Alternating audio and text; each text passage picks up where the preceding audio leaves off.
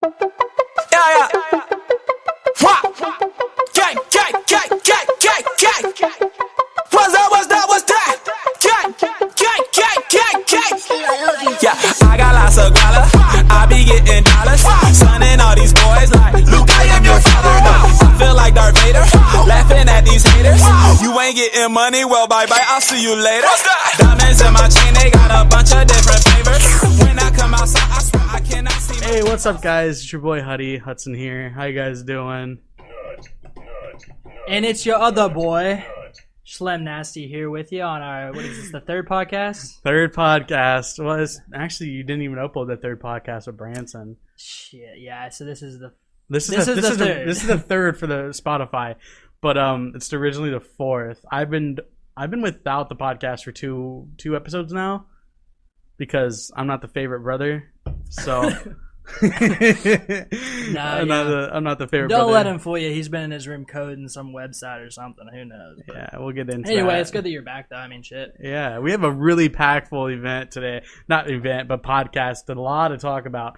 Because a lot has happened the past couple weeks for me. Also, Sunday, Game of Thrones. We have that to talk about. GOT. Yeah, so welcome back to VibeCentralTV. Awesome podcast in the world. Best podcast. The most vibe podcast. Tell your grandma. All right, so where do we start? So you want to start with the Game of Thrones premiere? That was pretty crazy, wasn't it? Yeah, so our brother that you heard from the last podcast came down because we started getting him into Game of Thrones. We spent all Sunday. According to that, I had like 3 exams and like homework to do. And so I was squeezing everything in on Sunday. So we watched like the whole first season Sunday and to catch up on him on some stuff because the first season is the most important season that ties everything up basically. And then we went straight into 9 p.m.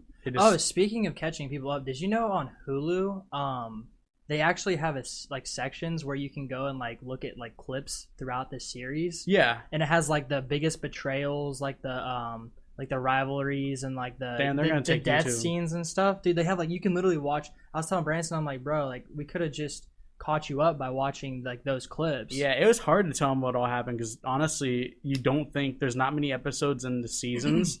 But so much happens in one episode. Yeah, I think a lot of it's like the tension that builds up too. Like, yeah, you know what I mean? Like the tension between the characters. Like, not necessarily a lot of betrayals, like in the beginning of the series, but like as you progress, like the tension just builds between these characters, and they all kind of go like their separate ways, which is really cool. You to see get them. Really attached. Like I feel like it's mostly hatred-driven TV show. Like, you really hate Cersei. Yeah, like, I mean, I would say my favorite part that I really liked about Season 8 now is that, they finally started, like, they brought all the characters together, and now they're all in Winterfell, which is, like, I mean, most of these characters don't ever see each other again, like, when they leave and stuff, but, like, all the Starks came back, Jon Snow and Daenerys came back, and basically just funneled everyone into Winterfell to prepare for the big war. It was honestly like, well, we didn't watch exactly at 9 because Hulu was crashing. We had to call Hulu support. Oh, yeah. Hulu crashed at 9 p.m. exact. So we had this all planned. Like they ordered pizza. I got screwed up last week. Do you think it was Hulu that crashed, or do you think it was HBO? It was Hulu. It was probably Hulu. Hulu would definitely crash. So what happens? Like, do their servers just get like overrun? Well, you gotta remember, TV providers aren't popular anymore. We don't like that's why me and you barely even use our Xfinity. Is because we use Hulu and Netflix. Wow. Like Hulu. I mean, what Netflix last time? Netflix has 1 exabyte of storage, just like YouTube, and that means their server storage is so high that it's almost impossible to crash. I don't know about Hulu though. Hulu is a very lower advanced streaming site. Yeah. Mostly because it's mostly famous for TV shows and some kind of movies that have like special, the companies allowed them to show. Not like Disney, because when I worked at Family Video in high school, dude, Disney was the hardest things to ever get, and they never ever gave us deals on them because Disney's freaking nonsense. Okay, so I'm looking up. Sorry, I was like looking up on Google because I was wondering how much HBO's making off of Game of Thrones, and it cost them $6 million per episode to make. Oh yeah, that's pocket money. That's insane. But it says according to New York Times, that they have made slightly over $1 billion annually. Fake news. Okay. Wow. Yeah, they make so much money. Like, I guarantee you, Game of Thrones is probably up there with the Game of Thrones is in the company, but HBO is probably up there with Google. Like, honestly though, like if you think about it, like I get it that it costs a lot to make like these episodes, but like $6 million, a lot of that's CGI, isn't it? Like all like on like most of it, right? Yeah. Like, the dragons, you think that would be honestly, I looked it up. It only takes them 4 months to film everything. Really? Season 1 took them 4 to 3 months to film. Mm-hmm. And the reason why people don't understand why things don't come out as well, like like Shameless. That's why I never understood why it takes forever for Shameless to come out. Yeah. Because Shameless has no CGI whatsoever. But you got to remember, Shameless takes place in Chicago. Yeah. So maybe like the film, they have to. Well, they don't take place in Chicago. They use the house as a default. Yeah, but I'm sure that they have to get a lot more permits and stuff to film. Well, someone owns the house. Yeah, I know. I wonder. See, I think they just do outside shoots. I'm not sure, but like think about it. Like Game of Thrones, like they're out in like the middle. Of like I was saying, like I mean, they have the productions and stuff like that. Like that's why I said it only takes them about 3 or 4 months to shoot. Is basically it's just and they go to outside countries. Like I looked up and it was more in Croatia. A lot of Croatia. It's like Croatia. Croatia. It's like Croatia or something. Mm-hmm. But it's that's like their number one spot to film. I thought it would be like Switzerland or like Ireland or something like that with all those good mountains. But dude, did you hear about like not too long ago when they first started? They were finishing up filming this season 8. And they were having problems with people flying drones over the set and like video record. So they had to buy like a drone hack blocker, I guess, or whatever. It was a EMP. And like just to block, like, could you imagine a drone flying over? They probably, I mean, you would never really even know. Well, I remember reading something. TMZ actually brought a lawsuit up against it because they lost like 10 drones. Seriously? And they get these drones. Like, you guys gotta remember, TMZ is a really rich company, and they get these drones. These drones are like Phantom 4s or Phantom 5. I can't remember what the $4,000. No, those are like $4,000, $8,000 things. Not counting the cameras that come with them. They don't use those. They put their special cameras on them. So they probably spend about 10 grand a drone. So they lost about 40 to 50 grand. Dude, maybe even more but than think that. of how much they're making. Like, TMZ but they don't make anything because so they lost that money and didn't get any film. Yeah, they just I mean, but it was stupid of them to go in there because they were filming during the summer, but they were going to Hollywood and going over those things for no reason because it was all in the editing desk. Yeah, an editing desk has nothing. I mean, were they gonna get a couple of computers? We've seen them with CGI dragons. I bet they have like a full out like huge team of just CGI. Oh, I would say a Call of Duty editing team, like visual editing, designs and stuff like that. I think it goes to about 150. They just fired a ton off of stuff like Blizzard, which is Activision, but like I mean, Call of Duty, they go to about 100 visual programmers and designers. I would hate to see what that's a multi-million-dollar business. I would hate to see how much a billion-dollar business has. So I would say how much CGI they have there and how clean it is, because if I couldn't find one eyesore that compared to like anything that you would catch on like a movie like Harry Potter or something like that, I would say they probably have about a team of about 250 to 500 video editors. Yeah, well, I'm just looking up right now. I was reading even more on Google about the money situation with them. I guess that the $6 million includes paying the actors as well. I didn't think about that. So the $6 million is their total budget per episode, including like all their costs and everything. So I imagine they have a lot of like caterers and stuff that come in and do like all that stuff and the traveling and stuff. But right here it says, according to a Variety, the 5 main actors make $500,000 per episode. That's weak. I know, but dude, could you imagine like $500,000? Like, yeah, but you know how much of that is taxed? Dude, they probably don't get taxed, bro. It's probably like... Yeah, they do. That's why they all live in foreign countries. Okay, but yeah, think about it. There's 10 episodes, almost 10 episodes per season, so that's 80 episodes. But you gotta remember, they don't make $500,000 at the start, though. So that $500,000 probably didn't start till about season 3. Probably, yeah. Because Game of Thrones wasn't big straight off the bat. Yeah. So I would say, yeah, they probably made about close to 100 grand. I mean, I know, what's his name? Steve, the guy that played Michael in The Office. Steve Carell. He made $115,000 episode, all the way up from season 2 to season 8. When he left. So that's pretty cool. Imagine they had 20 something episodes a season. Dude, I mean, being an actor, I imagine is difficult. But like, if you're a natural born actor, like most of these people are, like, could you imagine like that? You're just going to work and getting paid to like have fun and like be someone else. Like that job is something different, and that's why they get paid more. Is because it's a fan fiction type of you know. But the actors have balls for all the sex scenes. All those actors have had at least one sex scene, and not counting all the licenses they probably have to buy to be able to show nudity. See, I wonder if that's why they shot overseas. I wonder if there's like a jurisdiction. Yeah. Well, it's over by Denmark, and Denmark allows like prostitution and brothels and stuff. Well, I mean, and like you got to think this is like medieval, and so like back in the day, like brothels and. Oh yeah, I mean, I don't think they'd have a problem showing naked stuff and crap like that, but if they didn't show naked stuff, I don't think it would be the same. To be honest, I know it sounds weird. I mean, I think that's where it builds the connection, the passion, and like stuff behind it. Yeah. Like you almost make it feel like it's real, but you know, of course, Game of Thrones isn't real, but. You know, back in those times, that's how it was. Yeah, it's all about that, like their last name. But anyway, so going back to season 8, so yeah, they all came back into Winterfell and basically are getting ready for the big war. I mean, I don't know. I mean, the next episode preview for this coming Sunday, it looks like it's starting, bro.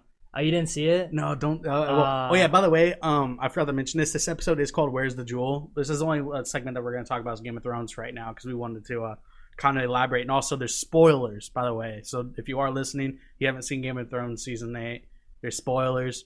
But if you haven't seen season 8 episode 1 yet, yo, you better get on. You better get, I don't know why. I'll send you my Hulu login, yo. but yeah, I was actually not disappointed, but I was disappointed at the same time because how could you be disappointed? It was 54 minutes long. First episode was. Felt like 25. But 3 minutes and 35 seconds is the intro, by the way, if anyone was curious. Intro badass. The new intro is badass. Yeah, the new intro was. It kills everything in it. I think that honestly might have been the longest time they've ever had to edit right there. I think that's the reason why it took so long. Did you notice that I think that the entire season is going to be basically in the north? Like they only that's why I think that's why they changed it because you didn't see it like going across the sea and shit. I'm going to call it right here. This is what's going to happen. The north is going to fall. They're gonna die. Not everyone though. There's a lot of them are just gonna escape because the water. Because you know they're not. I mean, so Winterfell's near water, so because that's kind of near it, but not as it's closer to get to the water than it is go to the south through because they have to cross the bridge and all that crap. So what I think is gonna happen, and also they have dragons, is that the ones that are gonna survive are going to head to the south because, like I said, because Lannister's armor's not coming. Because at the end there we only saw Jaime because Jaime at the end with Bronn he escaped from his sister. So what I think is going to happen is that they're going to fall, they're going to retreat, they're going to go back to the south, and then south is going to be the last defending point. And there's going to be, and then when they come back to the south there's going to be some type of war because Cersei and like honestly I think that I mean in the show everyone's pissed off, like they don't know yet obviously that the Lannisters aren't coming, but like honestly think about it, the Lannister army is a southern army. They can't fight in the cold anyway. See, that's why I said they're gonna fight because half of the population that they have in the north for fighting, all are not. Because like let's say the Mother of Dragons, her army is from freaking the desert. Like they don't know snow. That's probably the first time they've seen snow. Yeah, and like the only people that know how to do anything with snow is the wildlings and of course Winterfell's people. Because the cold will kill you, and the cold will kill you faster than. Oh yeah, well not even that sickness, and then of course Sansa. They have to be able to have food too. Is her name it's Sansa, right? Sansa? Who? His sister, Snow White's, not Snow White, Jon Snow's sister. Yeah. Sansa or something like that. Yeah. She mentioned that they didn't have enough food because they weren't counting for that. So I think that's going to count. Also, they have dragons that eat like 11 sheep a day. 18 sheep a day. Which is a bad day, I guess. Yeah. And that's food for them. They don't have, and also it's winter, like winter. And I noticed too, I don't know if you noticed as well, but it did take like a little like 20-second scene or whatever in the episode where Daenerys mentions the dragons don't like the cold at all, and you can tell kind of by like how they're acting, like they're still flying around and stuff, but like they just don't like the cold like at all. Like they don't want to be there. So I wonder if that's gonna affect like how things go down. I really am interested to see if the blue dragon or the dead dragon now, how they're gonna go at each other. Yeah, that's what I'm wondering. And I told Austin this like the beginning of the start, like last year right when we ended the first Game of Thrones, Mm-hmm.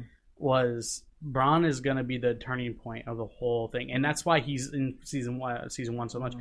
And like they made so many memes of him, like you know, like there was a dog that was going in the window every time the guy was walking around the house. He sees the dog's face, and it's like that's Bronn around, you know, Winterfell, because literally everyone, like every time everyone looks anywhere, Bronn's just staring at him. Like it's hilarious. Do you think they switched actors? Honestly, I don't think so. You don't think so? He looks so much different. He's old though. Think about it. That thing started in 2011. That's 8 years ago. That kid was only 12. He's about just 20 like years. his facial structure just doesn't look. Yeah. I mean, he's foreign, so. True. But I think he's gonna be playing a big part. Sadly, I don't think Jon Snow's gonna make it. You think Jon Snow's gonna die? I think he is. I was talking to Danny Goff because he's big on Game of Thrones. Danny, if you're listening, what's up, man? But I was tweeting him, and he was like, you know, he does every Sunday. He does like a talk thing on Twitter. And he was basically saying, yeah, he thinks that either Daenerys or Jon are gonna die. I'm thinking that one of them. I don't care about Daenerys. Daenerys can die. But did you know that Daenerys is actually his aunt? Yeah, they're relatives. They're related. Yeah, I thought they were brother and sister. And that's what I wanted to talk about too. Is dude, what is next episode gonna be? Because Jon Snow found out from Sam that he is actually the king. Is she gonna give up her throne rightfully because she's not rightful king? Yeah. I think Jon just wants to stay in the north. I really don't think he cares about. He doesn't. Like he said, he doesn't care about the crown. And that's where I'm thinking that. But I think this changes everything though, because you see his face. Of course it does. Yeah. Yeah, because when he found out that he wasn't actually king and stuff like that, and he had to give it up, he was cool with it. He wasn't a sore loser. But now that he knows he's king, he knows that he's rightful, which means they have to go with it. Because if they don't, it breaks rules. I'm sure he's thinking too. If I tell Daenerys, she might get pissed and take her dragons back and like just wait it out on like Dragonstone, since it's surrounded by water. They can just go back to her home kingdom and just wait it out. And then honestly though, think about it, they only need to hit that one main guy for the dead. Remember how there's like the other ones died. Yeah, so if I was him, I would just go hop on that dragon and just freaking skydive on. Yeah, I remember though he has those spears. All he has to do is throw one spear at the. Well, dude, would you rather risk a dragon and just end the war right now, or would you just want to fight? But they don't know how to kill him. Yeah, they do have dragon glass. Yeah, but do you think dragon glass is gonna kill the most powerful White Walker? I hope so. I think what's gonna happen is that it takes a rightful king to kill him. Really? Like Jon Snow. Yeah. I think Jon Snow's gonna kill him. I think it takes power to kill him. Or you have to kill all 5 of them at the same. Like you have to kill all 5 of them, or 4. 3 well, not even because like this whole series kind of turned into a witchcraft series ever since Jon Snow revived in season 6. And the symbols, man. Yeah, and the symbolism is so crazy. So that's why I'm saying I think it has to be a rightful king, because I think Daenerys will try to kill him with a dragon, but then find out she can't because she's not the rightful queen.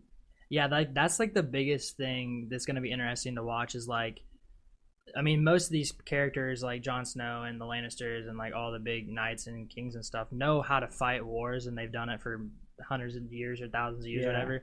And they know how to kill humans, but like the dead are just something they've never seen before. Yeah. And even Jon Snow is like, that's why he was so frustrated. Like he wanted to get everyone down there to fight because he doesn't even really know what to expect, to be honest. Like, and I don't know. It's just there's so much to come. I'm so excited. I really hope. And like, if anything, like dragon glass is actually considered obsidian because that's what dragon glass is, and obsidian is it's very sharp and very good, but it's also glass, so it breaks. So their weapons are almost gonna be useless if they, break it somehow. And also, it might not break though. I'm not sure. That's what I'm wondering, because I wonder how powerful that dragon glass is, because if they make a sword, it might be too flimsy, and it is cold, so the cold will break glass. Well, in the episode they were making, I didn't necessarily see any swords that they were making, but they were making like axes and arrowheads. And they were making daggers, and daggers, yeah. But dude, like honestly, man, I think they just don't have enough time to get ready for it, man. It's coming. Yeah, and it's just you can and then like what they don't understand is like every person that they die on their team comes dead too. So it just multiplies. But the dragon glass is going to play a big part, but I think, like I said, I think it's going to make you take your head off of what Bronn is. And yeah, he's been very he's going to be the one that seasons, because I think he honestly, because he's a part of the tree of life, the tree of thing, which is weird to me because it's like he's a 2 or 3 I think what will happen is it'll start a new age. Like everyone will die, he goes back to the tree, and then it creates more. I don't know. It's gonna be something. It's gonna be something we're not gonna expect at all. Well, and remember when you go back to when Jon Snow was at Dragonstone and he was mining the dragon glass, and Daenerys came in there and like they had like that little scene where they saw the sketches on the walls in the caves, and they actually like from the past, like where there were the big great wars happened before, where the dead and the living, and like they had all those symbols and sketches and stuff, and then it showed them like coming together and being like, you know, okay, I guess obviously they survived it, but I mean, as soon as that wall went down, that was pretty much that was really the only thing that, you know, the living had against the dead was the big ass wall. I mean, now they're screwed. You know, I would hate to be in that lifetime because it happens every millennia, every thousands of years, every 1,000 years, and so it's like what's the perfect timing of 2019 being the 1,000 years that the White Walkers come back to kill. But yeah, I think the episodes this season, going back to season 8, is like, I think they're gonna all be very, very good, very, very fast, and very action packed, and a lot's gonna happen because they only have. I mean, I don't know if there's gonna be another season after 8. I've heard that 8 was the last. No, this is the last season, and so they, you know, basically have 8 to 10 hours or roughly to fit everything in. And not even that. Like episode 3 is an hour and 40 minutes. Well, you got to remember some of them have like advertisements and stuff, but I think they're gonna move. No, they don't do advertisements on HBO. I think they're gonna move them to an hour and a half. Though I think you're right. Yeah.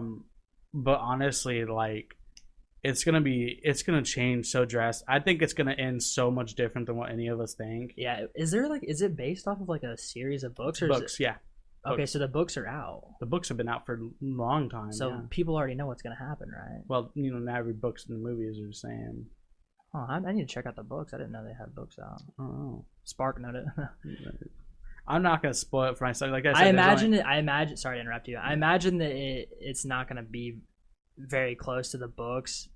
Thinking about it, because why would it be so? I mean, yeah, it's very, very popular, and it would have been popular even, you know, without the books or whatever. But like, if it was the same as the books, then people would catch on and maybe not watch it as long, you know. But like, it's so trending right now. It's trending so hard right now.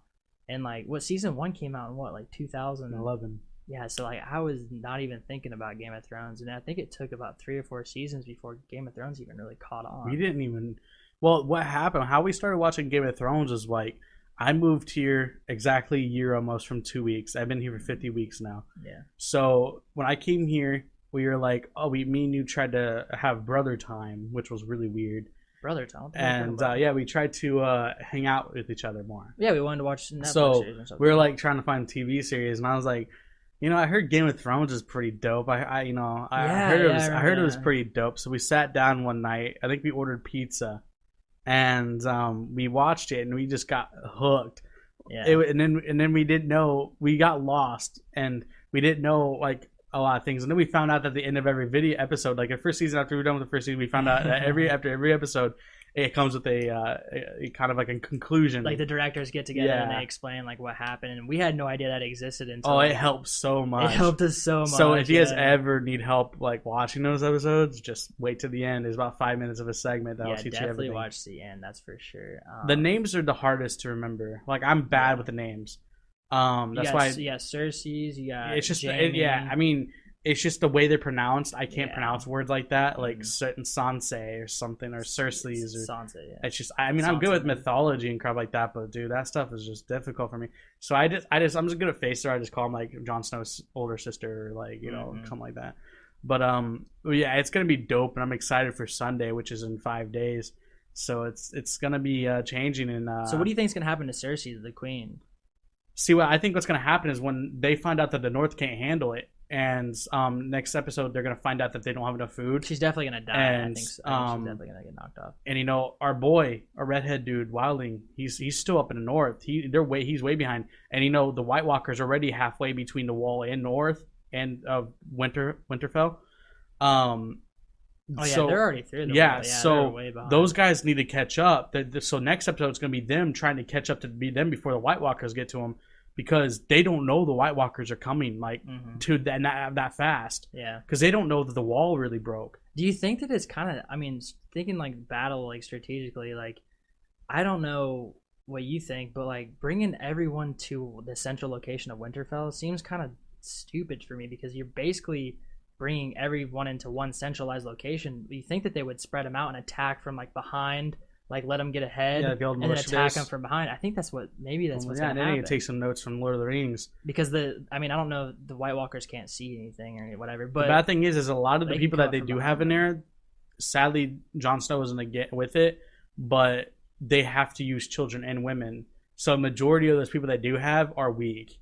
Yeah. They only have 1/3 of their army as actual warriors, and then the others are just civilians. Well, another thing is too, if the living die now, if the dead kill the living on this side of the wall, you think they'll turn to the dead too? Because if they do, they're screwed. Oh yeah, that's why Winter's coming. There's no way to win. See, Winterfell's already there. Like if you die in Winterfell, you're done. Like you're turning into a White Walker now at this point. Is that? Oh yeah, I thought it was only on the other side of the wall. Though. No. I think it's if they come with what they come. I think if they because touch the person that rises him is the king, the guy. Mm-hmm. He rises him, but he has to touch him or something like that to like get the ice or like the ice thing or whatever. Remember, because he had to touch the dragon and stuff like that. Like, I think it was just for the dragon because that was a big fucker. So I'm not sure. I think for everything else, I think he just takes his little wand thing that he has and he just goes like that, like like. Because if they turn into the dead on this side of the wall, like there's no way that. I mean, that's honestly like you're making me question it, but I don't think there's any type of territorial way. I think it just comes with what it comes, Yeah. But like that's why I'm worried. But like they have dragon glass, so like.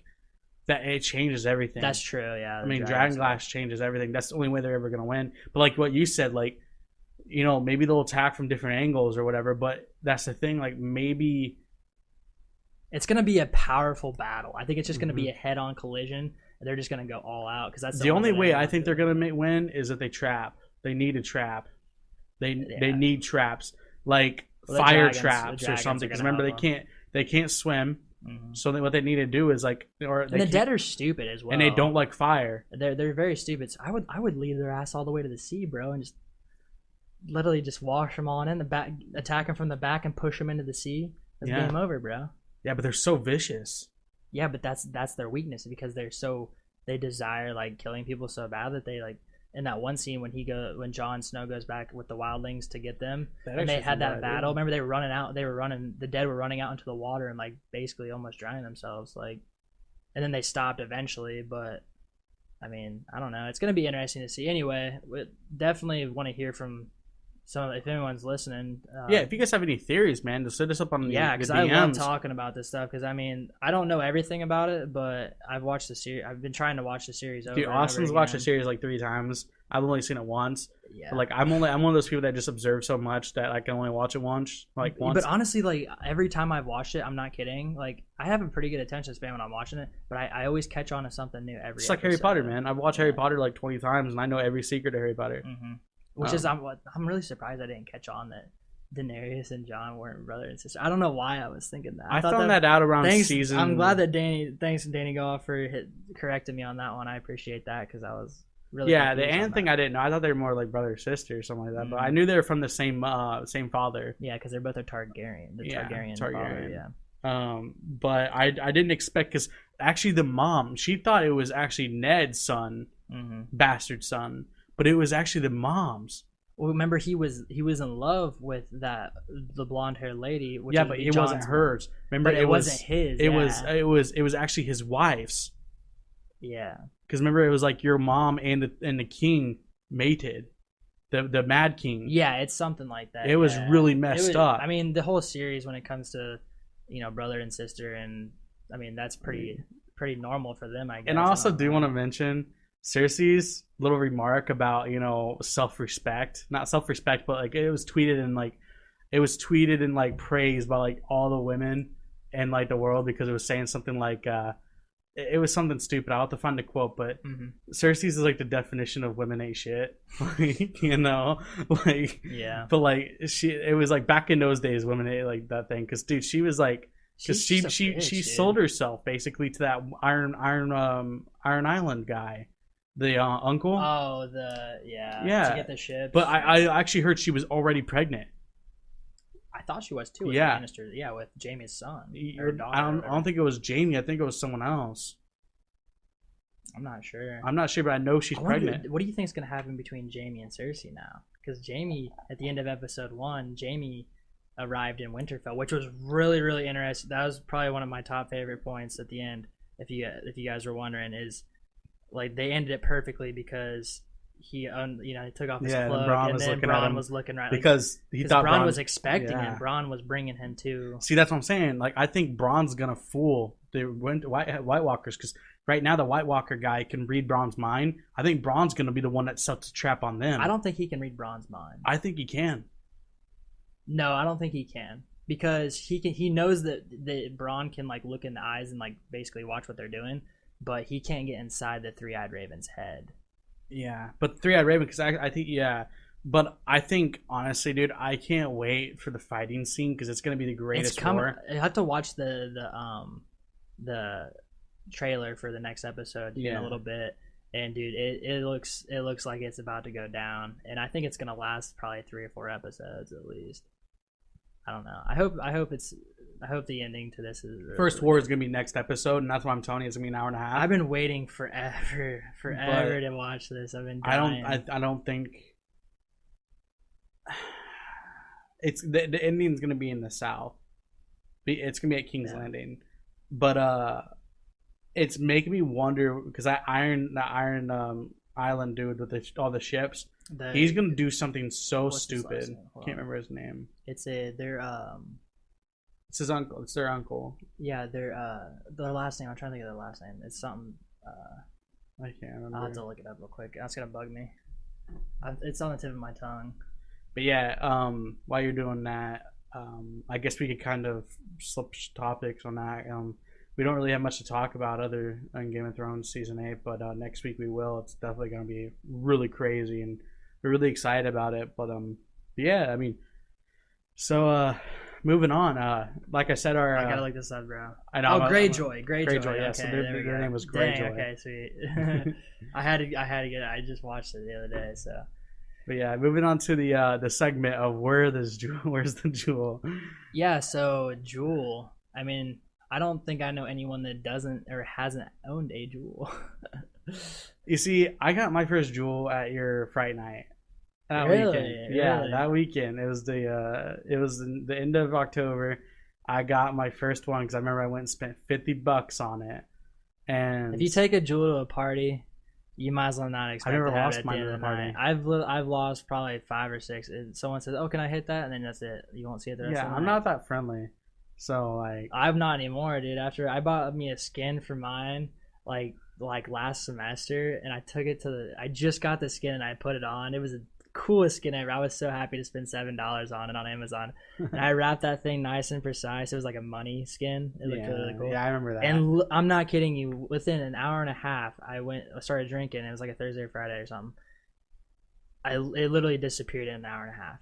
I'm like, okay, first of all, I thought getting a skin people wouldn't steal it because it's pretty distinguishable by other ones' Juuls, and then kind of find out, I don't even think I let anyone hit it either. That's the sad part. But you do lose things out of your sweatpants. Like, that's exactly why I don't like wearing sweatpants and holding things that are important. Yeah. Because that, and also when you try to go swim in the lake, whenever we go tubing, you always wear your Ray-Bans, and then I'm always like, yo, dude, don't wear your Ray-Bans when you're tubing, man. You're gonna lose them. And then one time you jumped in there and you almost lost them, and I was like, so I have a proposal, man. Do you think we should do a Juulless June?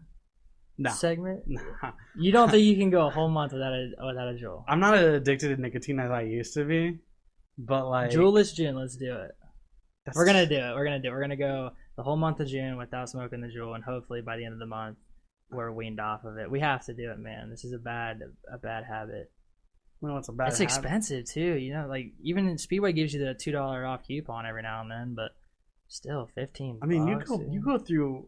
Hell, you went through your whole pack and took one of mine. I'm still on my third one. It's still full. Well, no, I shared them. That's what it is. Yeah, well. But yeah, so Juul's definitely been in the news too. I mean, they got slammed for their advertising not too long ago because they we're quote unquote attracting the younger Which audience. actually is true, because I actually know a lot of kids that are 16 years old that have Juuls. Yeah, but still, they got sued bad for it. Like they literally, and now they can only sell the mint flavor, I believe. Not anymore. They Something sell like that. 2 other flavors. Juul or mint's the only flavor I like. Oh yeah, I don't. Well, no, not mint. You like yeah, you do like mint. Yeah, but we do mint. I hate menthol. I used to be a big menthol dude.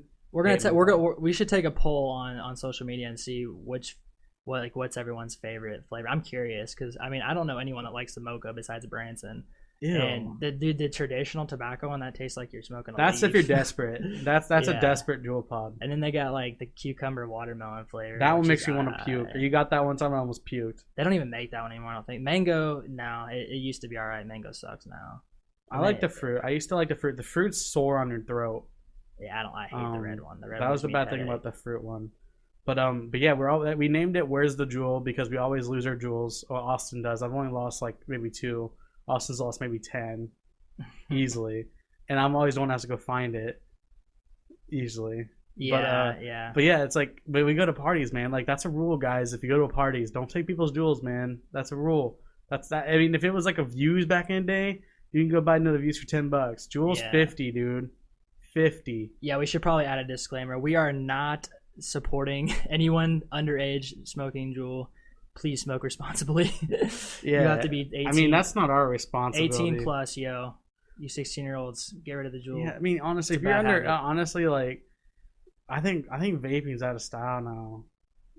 And there's still a big market for vaping, but I agree that It's just, yeah.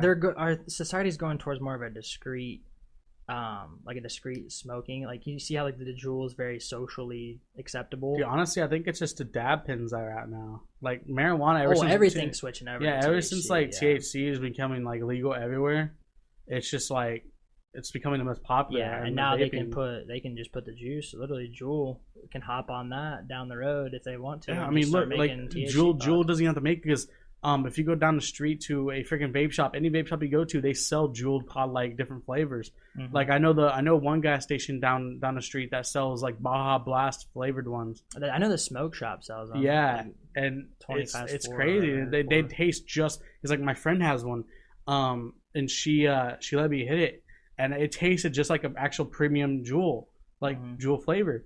And I was like, dude, where'd you get that? And she's like, oh, I got it at a vape shop. And I was like, dude, Juul doesn't even have to work anymore. Like all they had to do is The sell thing Juul is, pods. once the Juul got into the Speedway chain to where Speedway was selling them, that's where they blew up. That's where they 'Cause started. Once they got into that. But did Yeah. you know that Juul's owned by the Blue Company, which is the one that Yeah. originally started the Yeah, remember they the old started Blue? Fuses too. Yeah. the old views and Yeah, the old, actually, my first ever vape was when I was 16 years old.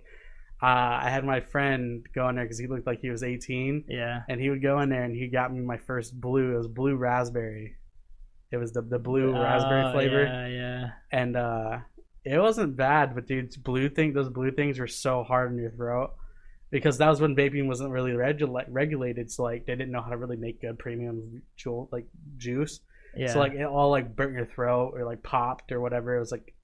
It was just nasty. It was kind of like dab pins back in the day before they were even like really good. I have some cool like stats on Juul. I was looking up real quick. Sorry to interrupt you again. So Juul is estimated to be worth around 15 billion. That's the recent thing. That's insane. It says it's barged into mainstream headlines like no other consumer device in recent years. That's pretty average. The average Juul smoker spends $180 per month on Juul pods. No, that's absurd. The median amount, so the median for that is spent per month on Juul pods is around $50. That's still crazy. Just think $50. I mean, you'd be crazy if you spent. But the 'cause, average yeah. is $180. But you gotta remember though, California, $30 a Juul pack. Yeah. So that if you might ever be go a to big California and you were getting Juul pods, yeah, they charge It's you double. like $30 for a pack of Juul. Like I get them for $15 here in Indiana, and I wasn't gonna buy a pack, but Hudson's like, yeah, I'll pay for it. It's cool. They And didn't give me also the right have ones to- either. They give me menthols. Yeah, and there's some states, I don't know if it's California too, but you have to be 21 to buy them. No, it wasn't that. It was actually Fort Wayne. Yeah, Fort Wayne, Indiana. You have to be Fort Wayne, 21. Indiana. I used to live there, and everyone hated the laws that were happening there. Yeah. But they finally passed the 21-year-old remark for But smoking. here's an interesting fact as well. 69% of, they did a study of 1,000 people, 69% of the respondents previously smoked nicotine products like cigarettes, and they spent an average of $238 per month on cigarettes. So really, their averages are almost $100 difference. So really, that's crazy. I mean, you think about it, it's about $6 for a pack of Marlboro Reds. It says an applicant respondent is saving $58 per month after switching to Juul on average. Cigarettes burn way faster than a Juul pod. I mean, hell, my friend used to smoke a pack of hundreds a day. It also says here that 48% of people actually budget Juul in their monthly financial budget. Fuck yeah! Have you ever seen that? Hey, that's smart. Have you ever seen that one saving thing? I think it's called Acorns. Yeah. They text you and be like, is awesome, they text you and be like, hey, like I think they round stuff up and put them in stock markets for you too. But they actually had this budgeting thing that you text and say, hey, can I afford pizza? And they'll be like, well, you do have $187 in your bank account, but you also have $500 in rent, but you also have a $700 paycheck coming up. You know, kind of like that. Like it'll let you know, like, and then they'll give you all the math, like algorithm. It was an algorithm basically, and they'll tell you like, okay, well, you can only spend $16 at Papa John's or something like that, and then so you have $16 to spare. You know, but dude, like, that stuff is so smart. The algorithm is not really the most smartest algorithm. You can code it by hand. Honestly, it took a couple days, but dude, like. Those type of apps right there, man, those are life-changing. There's there's a bunch of them. Speaking of apps that save you money, if you don't have the Honey, Honey extension for Google Chrome, sponsor us. Seriously, you have to download it right now. It's an extension that goes on your browser, and basically whenever you go to any checkout online, it runs like an algorithm or some sort of like process where it basically applies every coupon code that they have in their system to your order. And I kid you not, I don't know about you, Hudson, but I save probably roughly 40% on everything I order online just for using Honey. Well, for me, because remember I usually order Papa John's for me and you, so I order us 2 medium pizzas because I don't like cheese, so I just get you a separate one. And I get those the large breadsticks with all those garlic and buffalo sauces, and then a couple drinks. Usually I'll spend about $45, but then when I use the Honey app, I only spend about $32 plus about $5 for delivery. Well, actually, I'll link in the bio of this podcast and on YouTube the referral code that we have, and honestly, it gives you $5 and it gives us $5 to go towards the podcast. But yeah, it's like basically just by using our code, you get a free $5. So I'll link that in the description. The promo code will be VibeCentral, but yeah, I'll definitely link that. Yeah, it'd be pretty dope. Saves everyone $5. But I'm trying to think of some other cool apps. If you don't know what Mint, the app called Mint through Intuit, it actually is a really, really good app. It you can connect all your bank accounts and stuff and basically create your own budget. There's also another budget software called You Need a Budget. It's like there's like an acronym for it. It's like YNB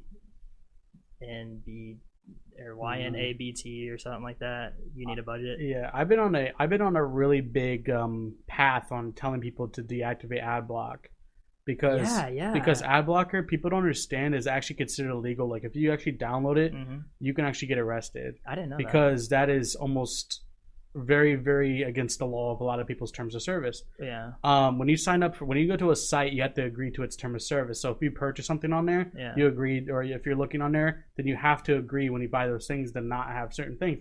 Because what people don't understand is YouTube has a TOS that they catch you with ad block. They can actually sue you for up to $250,000. I'm deleting my shit right now. There. So ad block. And it's so bullshit because like I watch ads. I hate ads, but I watch the 5-second to 15-second ad.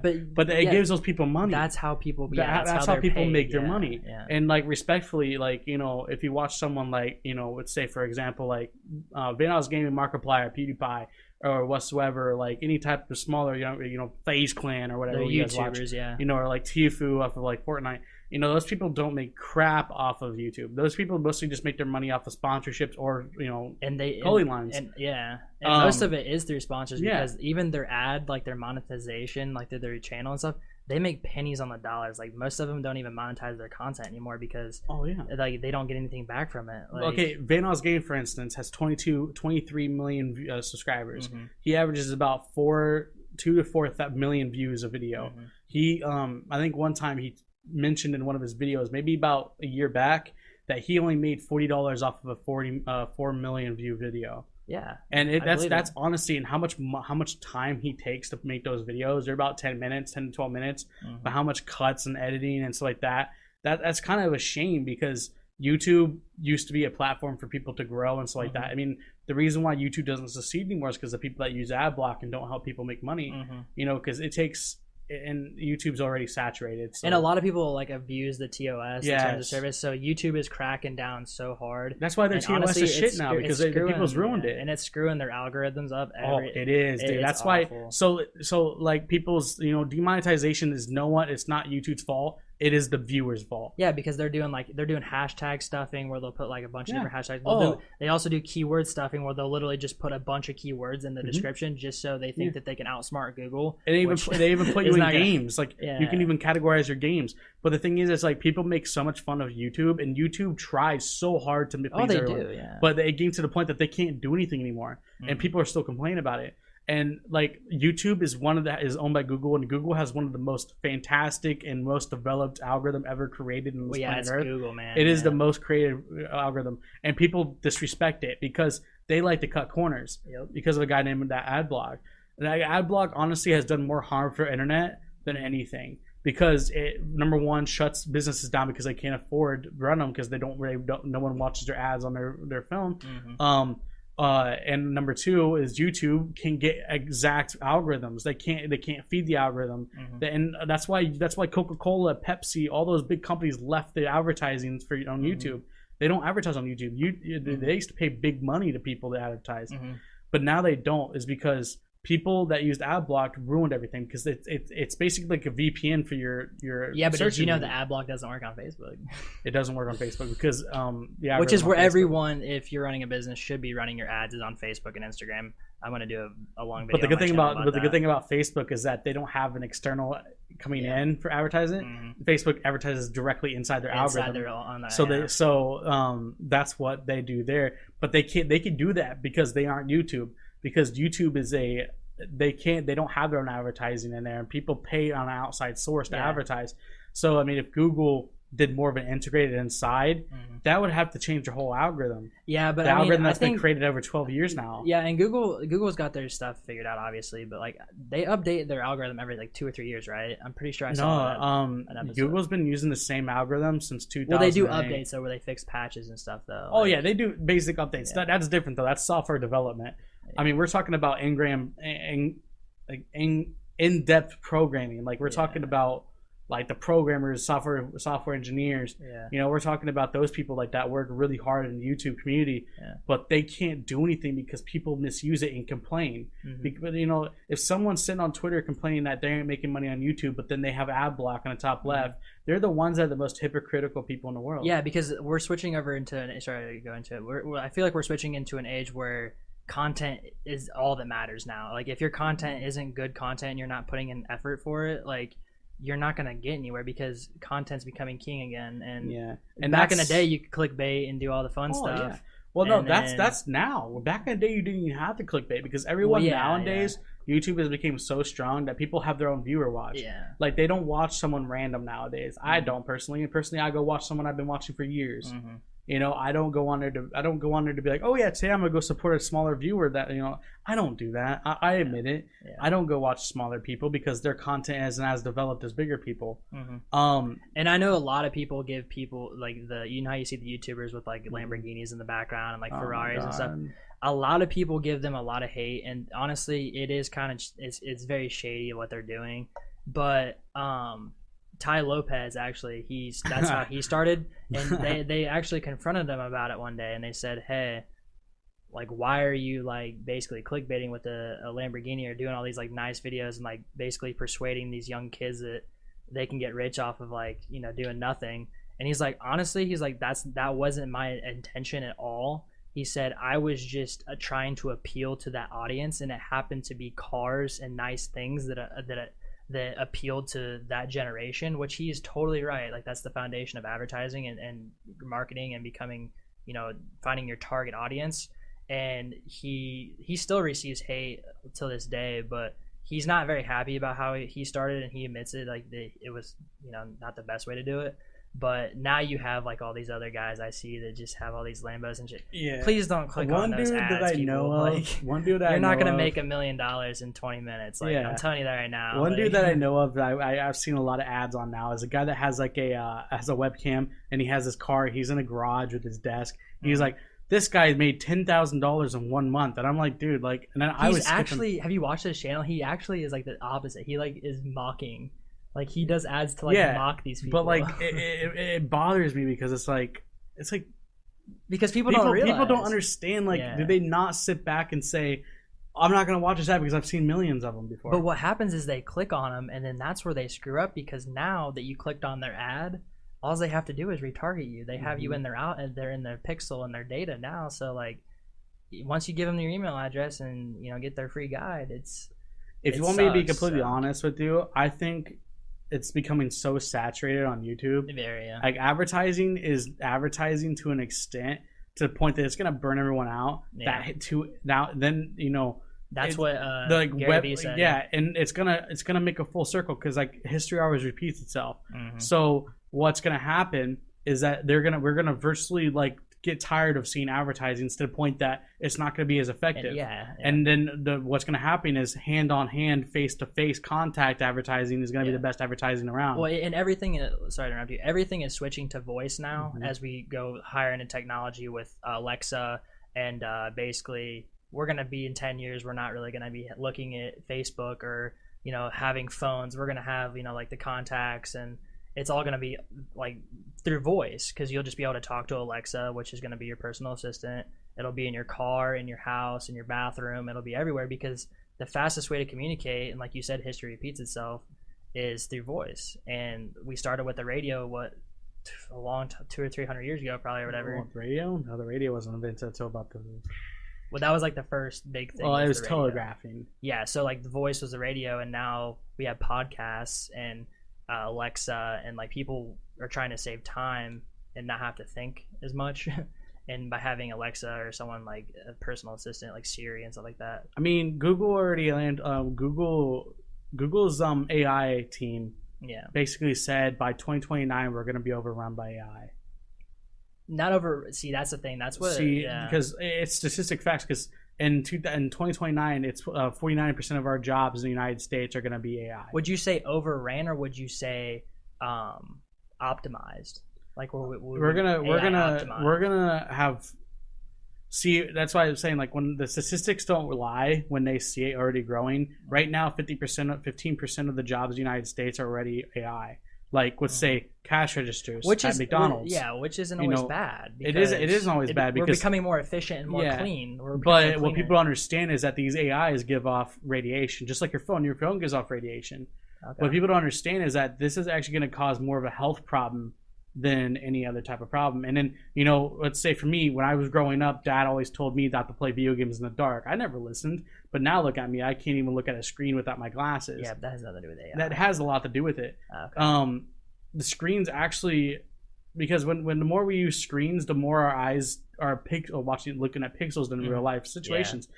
Like, these games are becoming more real. Yeah. When I was my favorite video game ever created was Call of Duty Black Ops 1.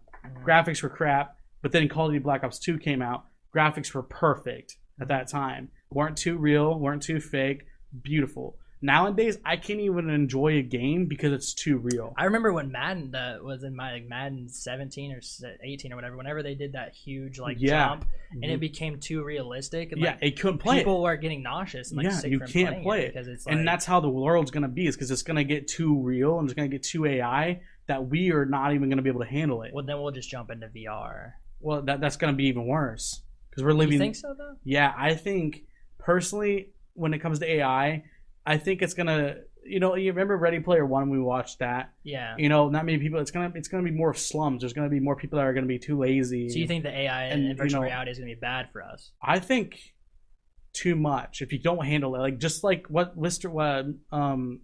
Tesla. Elon Musk. Just like what he said. If you don't stop it now, that's it. 2029 is it. Yeah. We're gonna be 50% of the United States' jobs are gonna be gone. Yeah. Because of AI. And they don't create jobs. No offense, but AIs don't create jobs. No, I know. AI is only built by smart people from MIT or like people that are in computer science stuff. No offense, people, but no one has my degree. I've only met like maybe like 2 other people that have a computer science degree. You know, because it's not popular. People don't want to spend the time. It's too hard. It's another language. You get to learn 12 other languages. But that's the future. Yeah, but that's the future. And that's why I actually my when I made this when I did a speech for my school for computer science classes, I had to show examples of what I did, and I told Mr. Dre, I can't say, I shouldn't say his name, but I told the principal, Mr. Dre, he's cool. I told the principal that I think personally kindergartners, you know, once they're not kindergartners but like 3rd, 4th grade, they should start learning coding, because they should replace Spanish and this stupid French shit that's in high school, and they need to replace it with coding or something that's actually going to apply to your damn life. Because I'm telling you right now, I took 3 years of Spanish in high school, and I have not used a lick of it to this day. But you know what I could use right now? I could use some HTML and some JavaScript. HTML is not a language, but I'm saying that like Java, like if I knew how to code, like I knew how to do Spanish, and I spent those 3 years doing that. Dude, I could sit at home and work and make, you know, thousands of dollars. And what people don't understand is that is the new way of life, but it's too hard for people. People don't want to learn another language. But these aren't languages. These are harder than languages, so it makes it even harder. But they're so they're so useful, precise, man. Like, and everything's so easy, but people just don't want to learn it, and they think it's hard because of time. And so what I'm going on to that is, you know, these jobs are not being created because people don't want to do that stuff. So the AIs are going to only be up to the people that create it. And no offense, but those species only die off. Look, we lost a big mastermind in our life, and he was only a physicist. We lost, you know, Stephen. What's his? I can't remember what his last name was. I just had it in my head. I also said Stephen King. Stephen Hawking. Yeah. We lost him, dude. Like once we lost him, dude, like our physicists, our physicists, and like our NASA stuff. Like that stuff just slowed down. We haven't had any black hole evidence. We've only seen pictures of a woman in Indiana. Actually, a woman in Indiana that was like I think she was like a chemist. Only got the pictures of a freaking black hole. Like, yeah, I think we should worry about our problems on the Earth before we even start. Yeah, I mean, and that's what I think we should worry about. But the thing is, like, once we lose people don't understand. Like, once we lose Bill Gates, we're gonna lose a lot on OS systems. Computers are gonna slow down. Things are gonna slow down. Like, you know, these people need to learn, like, because once these people aren't going to be here forever, once they're here forever, we're gonna be behind. Because Japan, they have AIs and stuff like that, but they know how to control them really well because they have forced people into they're 20 years ahead of us anyway. Let them worry about space and let us focus on what's going on. I agree. Like, but the thing is, like, Japan, like, you know, here we have so much freedom to the point that we get to choose what our education. We have too many regulations, but we need to start forcing people into computer science. Yeah, because it is so needed. Because if we have computer science people in this world, we could have more safer not borders, but we can have more safer, like, not like, when I say borders, as in like borders around our security. Well, we have cybersecurity. Like, cybersecurity borders. That's what I meant. Not like, you know, like the Mexican border. We're getting hacked by Anonymous, like these little hacker groups. Like, no, Anonymous is like the only thing that's fucking saving us. Well, okay, yeah. I mean, I didn't mean to say Anonymous. But then we got like Snowden, was what you mean. Yeah. You know, we got Snowden, like the Russian spies. If one dude can leak that much information, like, that means we're and the thing is, it's so sad that we didn't have one person in the United States that could actually go up to his language. Because that guy knew so much because he spent so much time in computer science. The guy had a business degree, I think. I think he only had like a business degree. But like the guy taught himself, and he was a self-taught, you know, programmer. Yeah. And it's just like, I'm a self-taught programmer. I've self-taught everything for myself when I was a kid. The stuff is easy. It's just you have to, you know, people just choose easy way outs. And like, you know, no offense, but I feel that business degrees are becoming too let me talk about inflated. that real quick. Actually, the funny thing is, me being a business major, business is business, okay? Yeah. Like, you can disagree with me, you can agree with me. I mean, that's okay.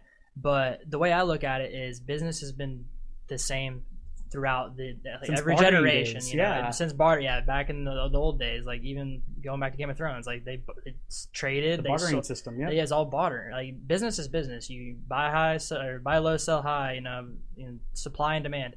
You don't really need 4 years of reading textbooks, or even 2 years that were made 40 years ago to teach you how to do business. I mean, I see people selling stuff on eBay, like house moms and stuff, that are making hella more money. They don't have no business degree. Jojo Siwa. Yeah. The woman else on Dance Moms. She's a millionaire now because technology is so like beyond like business. Like, I mean, even looking at accounting, I'm not bashing anyone that's majoring in accounting, but you know, it's a hard major, but think about it. We have these programs now like you know, TurboTax and like Intuit, like they have their own. You have to do it. They do it themselves. All they gotta do is learn the software, and they do all the accounting for you. Yeah, you know it's what I mean? the algorithm, like, man. granted, like you do have to know what you're doing, obviously, and like you need a degree.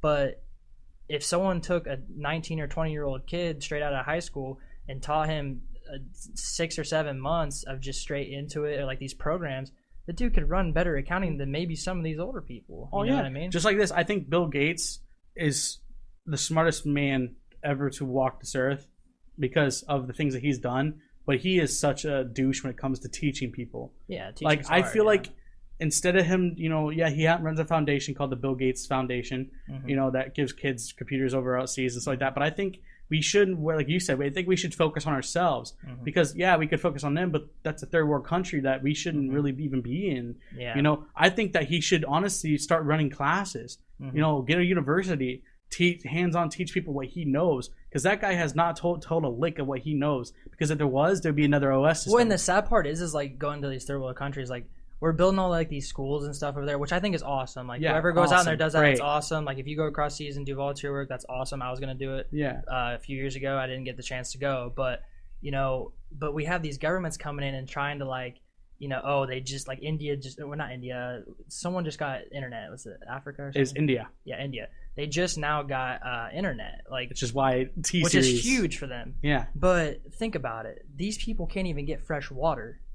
Why the hell are we worried about them getting internet? You know what I mean? Like, some of these people like are so, these third world countries are so bad off. Like, we need to start, if we're gonna help them, like, let's get them fresh water, food, and clothes first, and then we'll worry about the fucking internet. But the thing is, we can't worry about giving them fresh water when they choose to live in those areas. Exactly. Yeah. Like, if you're in Africa and you're in a desert, sorry to say, you picked the wrong fucking place to live. Yeah. Like, you lived in the desert with no water. Like, we can't help you much there. We can give you water bottles, but and like there's a lot of smart people that come from those countries. Yeah.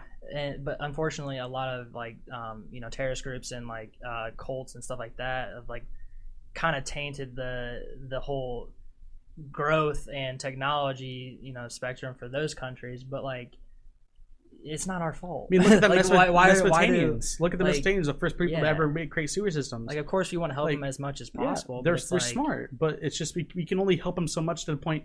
You know, the reason why they have their, because I watch this people on YouTube, not on YouTube, on Facebook all the time. These guys are from Africa and they build like cool pools and stuff like that. These guys are naturally, physically, you know, they adapted their own ecosystem to the point that they can help themselves. If we keep helping them out, they're not going to learn what they used to, because that's their heritage. Like, they're going to have a Facebook account before they even have fresh water. Yeah, they're going to have like, Facebook. Yeah, it's like, I mean, that's kind of outrageous. Yeah, if you ask me. And it's like, education's great, but you can't teach heritage. I firmly believe this, and don't bash me for saying this. I think we would be better off giving a third world country the ability to watch YouTube. Would have a better impact on them than sending them to college for 4 years. Oh yeah, like, I'm serious. Oh yeah, I would 100% say that. I have nothing against college. I think college is great. I think people should go to college.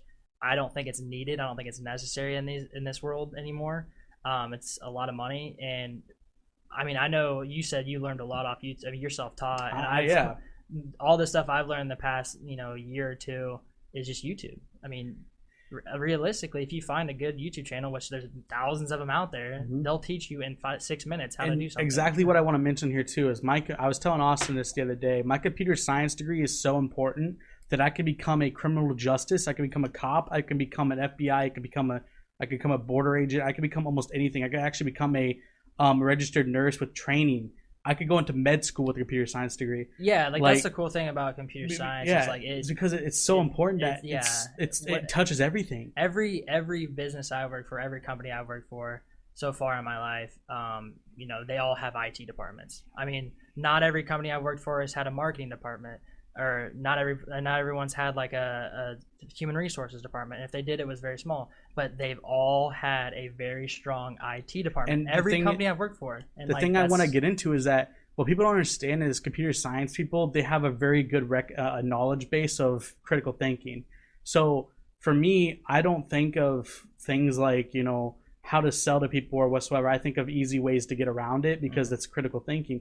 And that's what you have to do with algorithms, because you don't want your algorithm to be so complex that's hard. You want it to be the easiest possible. Yeah. Because you don't want it to be like going through all these loops. You want it to be like cutting corners, so it makes it easier for people to use. And I honestly think that, I mean, I'm not saying that women like are like lacking in the computer science department or whatever, but I'm strongly for having more females go into the field, because naturally, and like humans are built off of, like, women are a little bit smarter, they're sharper, yes, like their critical thinking skills, they're born with them, and they're able, like, most women I know can outsmart me. I mean, I'll get to the point eventually, but like I notice a lot of women are kind of, I don't know if they're scared or they just are not interested. Like, most of them that I know go into like nursing and stuff, which is totally fine, but like I want to see some badass we have too many nurses and doctors for our own good, because but people don't understand is doctors actually have to take computer science classes. Yeah, I had to take them. Yeah, because you have to learn how to code inside of a computers. Because, for instance, my friend just hit me up the other day. He's in IT at the old university I used to go to, and he is actually at a old nursing home, not a nursing home, but it was like a community building, and they still have the old DOS system, which is actually don't even have a mouse. You just have a keyboard, but they're so behind that they still have the first computer ever existed with no mouse. You basically have to enter code. And hell, they have freaking what's it called, a receptionist there that have to learn those computers. So I mean, back in the instance, like our computers, they're so easy to use. You use Windows 10s, and Cortana does everything for you. But what people don't understand is they limit you so much that you don't even understand what that OS system can really do. Like Windows 7, if you guys did not know, was one of the easiest programs to ever hack. That's why so many identities were stolen, and that's why so many computers were hacked. Like Anonymous, they ran Windows 7. Linux, for instance, was known for programming. You couldn't trace an IP on in Linux. Like, those things right there are so crazy. But when he goes back to it, it's like we have so many of these basic, business law. I mean, you have so many of these business degrees, and you have so many of these nursing degrees and stuff like that, that our country isn't like that. That's exactly why these Indians and, these foreign people from, like, Muslims and stuff like that, they come over and they do all these computer science jobs in IT. That's why you always get these IT people. I think immigration is great. Yeah, because they're the ones that like hard tasks, which are like computer science and ITs and information technology, and they're the only ones that are doing it, and that's why they're the richest in Dubai. Well, I would say they're not the only ones doing it. I mean, but they have a stronger motive. Yeah, I agree, and I mean, and it's just like, I feel like, no offense, but some people just go to business because it's the easy way out. I wouldn't. Okay, so here's the thing. I hear a lot of people say that getting a business degree is taking the easy way out, and in a sense, like, I see where they're coming from when they say that, but I have to disagree with the wordage, because I think that we're just like, we're not educated enough, or we're just not told the right thing. And like, for people to understand that business degrees, yes, they apply, and they're not that difficult to get, depending on what you're doing, but they apply to so many different, like, areas in life. And so a lot of people do that because they don't know what they want to do in life, and so by getting a degree that allows them to do a lot of different things is a little bit easier for them, because now they can branch off. Now that's kind of a downfall too, because once you get into the business world, it's, what have you done, or what have you built to show, like, proof that you know what you're doing. Like, you have to apply your knowledge that you read out of a textbook, but so it could take you 10 to 15 years to progress. Whereas a computer science, like, code is code, programming is programming, computer science is computer science. It's a straight, it's all basically written out for you. So once you graduate, you're guaranteed to know what you're doing, and you can go straight in and not have to worry about, climbing the ladder. So going back to, like, business degree, in a sense, it is taking a little bit easier way out, but I think that we just need to be more educated in the fact that you don't need a business degree to run a business. I didn't mean it like as an easy way out. I meant it as in, like, 99% of the people that do get a business degree waste 2 years of college. Because they're just going to get out and work for someone. Or they don't use the bad part is like, when you get people, and it's unfortunate, because it's happened to a lot of people I know, is where they'll get a 4-year degree in marketing or accounting or financial whatever, and then they end up pursuing a career that has nothing to do with that. Yeah. And it sucks to see that, because not only did you waste that time, I wouldn't say you wasted it, but you spent a lot of freaking money to be working a $15 an hour job instead and of it's like a what like legit business, like what you said yourself, is like it's like a self-taught mechanism. Like, you know, like back in the day, like Very the only thing that I self-taught, knew back in the day was trading. Like, yeah, if you want fish for money to feed your kids at night, then there you go, Yeah. you got what you need.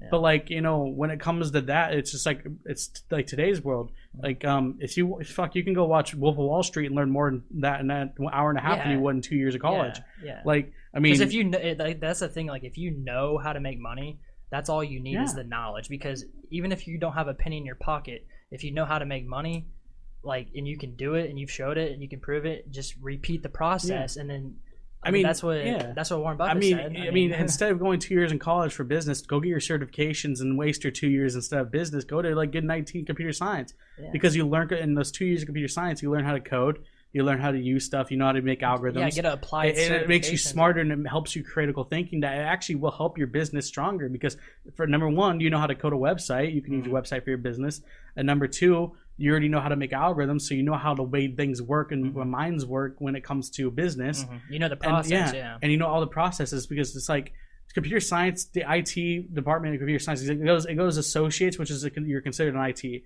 and then after those next 2 years to get your bachelor's degree makes you in something called like a software developer, software engineer, a programmer, anything else that you want to. You can even do anything science. You can become a chemist. You know, you can do anything. Yeah, I've seen the resume. And it's like, you know, you don't have to. The first 2 years of computer science is about as easy as as business. You know, it's the last 2 years that gets you, because that's where you have to figure out what you want to do. But that's why I'm saying, like, instead of wasting your time taking 2 years of business, get your certifications. You know, watch videos, learn. Yeah, and then build something in the process, and then, like a website or like a personal profile. And instead of wasting those 2 years to go to college, use it for something useful. You know, instead of paying, you know, if you go to a private school, $50,000 a year, you know, just for a business degree, you know, when you could go for something so much different and so much out of your boundaries that you could actually learn something different. Because when you're born with instincts of business, I mean, you're born to be able, you're doing it in kindergarten lunch class probably. I mean, a lot of people laugh, but like everyone, you know, mouse drug dealers and people that sell marijuana or like any type of drug, it's illegal, but think about it, they're just business people. They're supply and demand. Once marijuana and THC and stuff becomes legal, like all these, you know, corner, what we call thugs and drug dealers and scum, heck, dude, they're just gonna be way ahead of like they already know the process. Like, changing the game. They just got to sign a couple, you know, government and do it legally. But I mean, it's just like it's really not. I mean, honestly, anything different. when you walked into that distribution place when we were in California, those people acted like they were like registered nurses when it came to marijuana. Yeah, and they had no degrees. Probably they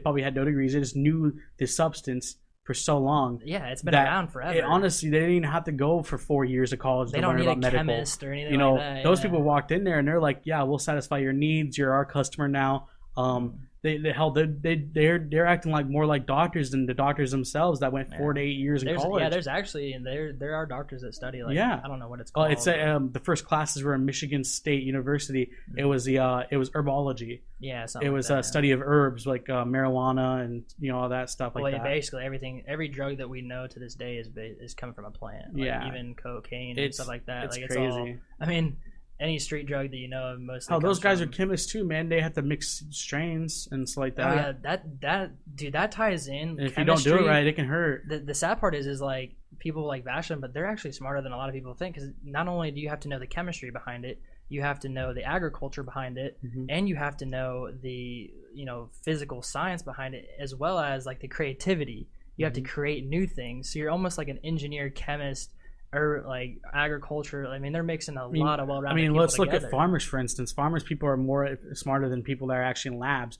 because farmers, they were hereditary, like they're born and self-taught by their own family how to, like you said, mix grains, mix ground manure and stuff like that. How to get rid of the pesticides. Like they know the science of how to create crops. The seasons. Then they didn't have to go to college. I know a lot of my friends that I graduated with, they literally just had, adapted family land, and they were already taught their whole life because back in the day, like our parents' age and like in the 60s, 70s, 80s, stuff like.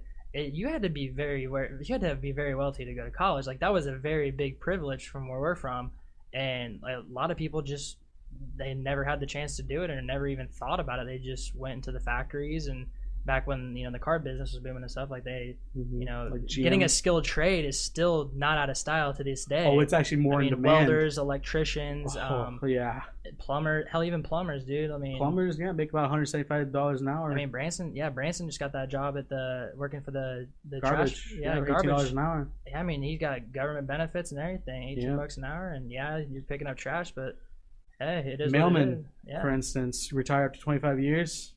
Oh yeah, even mailman. Yeah, our cousin Christian, he's big time. Yeah.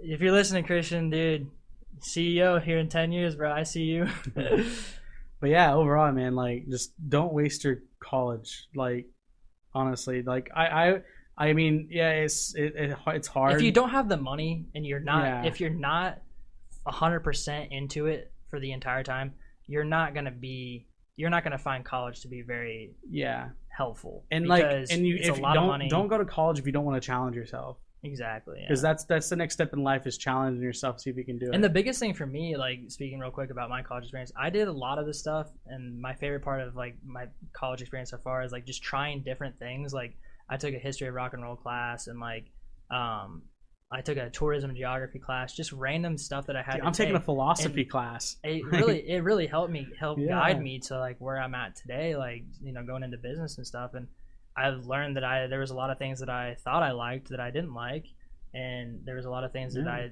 didn't like or did like, and it turned out I hated or whatever. And the great thing is that I'm really excited that I took this philosophy class because going on from like being able to critically think really well growing up because of playing video games and doing computer science, stuff like that, like I never really thought about how other people think.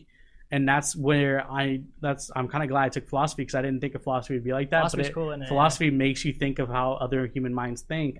And so it helped me a lot when it came to that, because it made my critical thinking more better, and it made my algorithm and my brain better, because now I know the think ahead of what other people are going to be thinking. Because instead of what I've had a problem with is how to teach people computer science. I agree. Because computer science is a really hard thing to teach. Hudson self-taught. used to like bitch at But me. nowadays it makes you really think of like, okay, if I'm creating a software, it might be easy for me to use, but what about for someone else?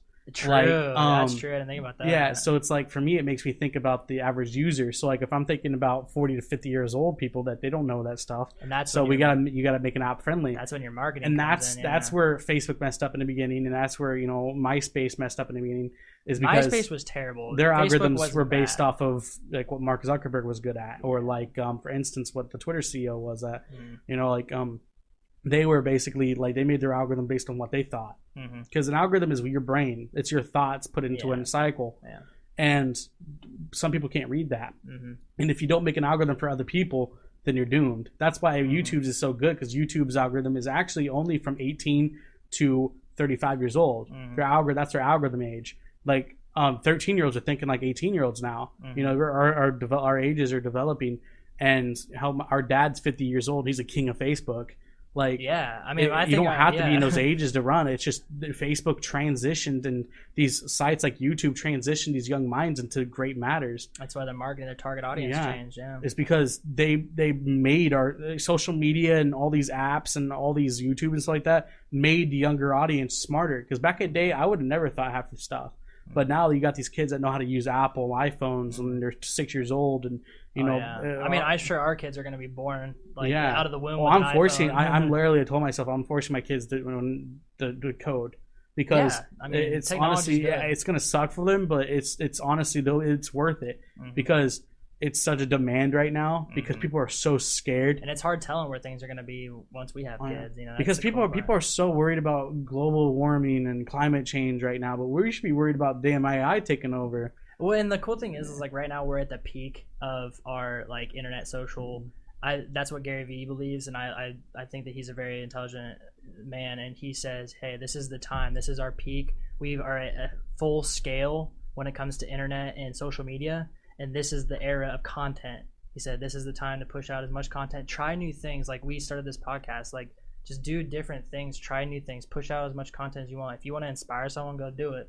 if you want to do a fitness channel or you want to do a beauty channel, like go do it. Like what's holding you back? Nothing's holding you back, man. I mean, we didn't really have a reasoning behind this podcast besides the fact that we're rumbling about college and Game of Thrones and Juuls and this whole like 45-minute segment so far. Yeah, I mean, and the cool thing is like, I mean, we get to talk about whatever we want whenever we want, and like it was out of our comfort zone, but it turned out to be a great experience. So. I mean, yeah, if anything, it's just it's just social media. Like the smartest people I ever think I ever want to meet in my life is the people that made Black Mirror. Black Mirror is very because good, yeah. Because I swear to God, like I'm not kidding with you guys. We are gonna be judged off of an app someday, and we already are. Because and like the thing is like you guys don't understand, like that stuff is gonna happen, and that is gonna be in 2029. Yeah. Like I'm not kidding. Because those things right there are actually going to happen. Like when I was coding, like sometimes coding could make someone's mind go crazy. Oh, I'm sure. Because all those numbers are just fly in your head. But like for instance, the new coding movie, that they came out with, that you can self-choose your options and stuff like that. Oh yeah, I heard about that. That is actually an actually real story.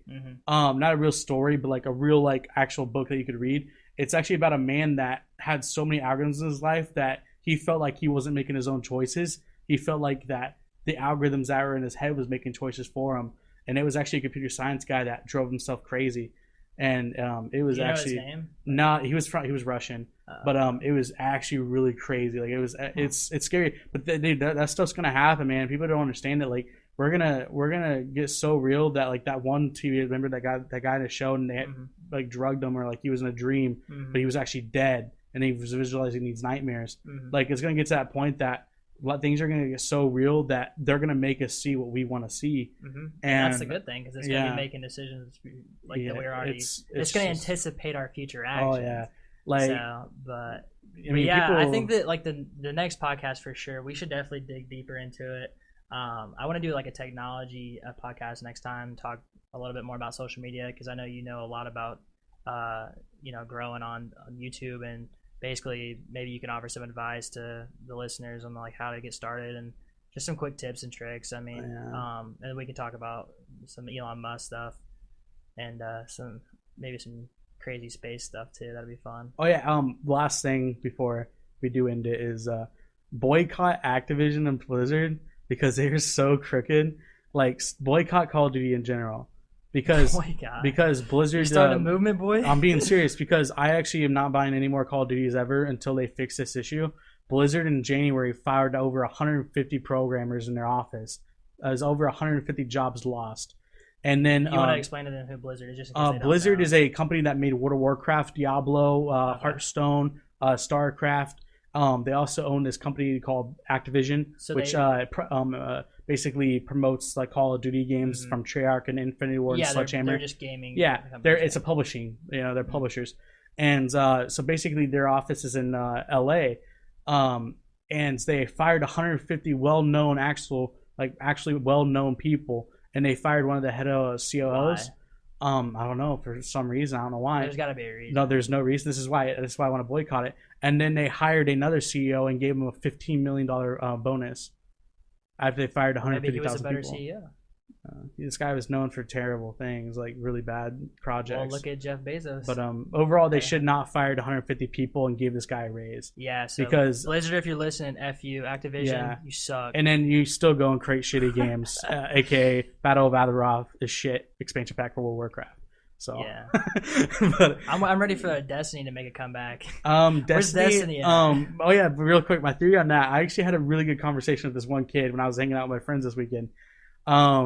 He was mentioning Halo. Halo, yeah. Halo actually is. I hope it dies. Because if you guys did not notice, Destiny is actually in the same universe as Halo, but different galaxy. Yeah. So what I'm hoping is that they end Halo and connect Halo with Destiny, and they come out with more Destiny expansion packs and stuff like that. Yeah, because I think they should. Halo, ever since 314 bottom from Bungie, just ended it. Halo 3, Halo 4 days were the best.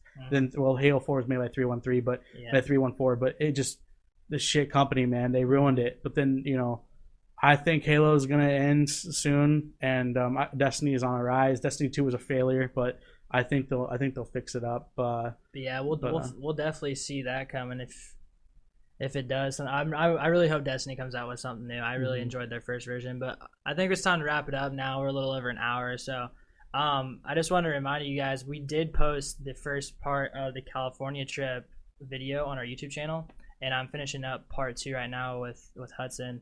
I mean, the videos aren't amazing. I mean, Austin's editing is like Dwayne Wade. I'm learning, okay? I mean, Austin's editing is like Dwayne Wade. You know, he's passionate, but he's not that good. Hey, but and he should be retiring here soon. Yeah, I'll make it come soon. I'm learning. But, Austin's just like Dwayne Wade.